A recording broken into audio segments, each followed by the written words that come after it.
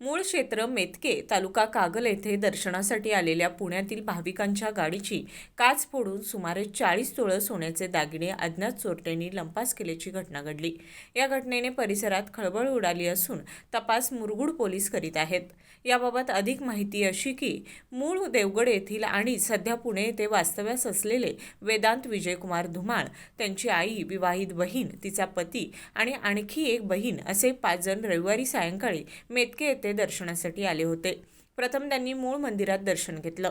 त्यानंतर गलगले रस्त्यावरील बाळूमामा सत्यबाई देवी जोड मंदिरात जाण्यासाठी गाडी MH14 KFN 8810 रस्त्याकडेला पार्क करून ते सर्व दर्शनासाठी गेले। दर्शन आटोपून परत आल्यानंतर गाडीच्या पाठीमागील काचेची तोडफोड करून आत ठेवलेली दागिन्यांची बॅग चोरीला गेल्याचे त्यांच्या लक्षात आलं। या बॅगेत सुमारे 40 तोळे सोन्याचे दागिने होते। यातील अक्षय निखिल बेंद्रे, राणा धनवडी, पुणे यांच्या 3 फेब्रुवारी रोजी विवाह झाल्याने नवविवाहित पत्नीसह ते दर्शनासाठी आले होते।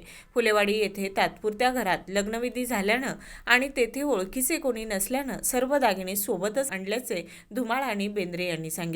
घटनेनंतर रात्री उशिरापर्यंत सहाय्यक पोलीस निरीक्षक शिवाजीराव करे आणि त्यांच्या सहकाऱ्यांनी CCTV फुटेज फॉरेन्सिक लॅबच्या मदतीनं तपास सुरू ठेवला होता।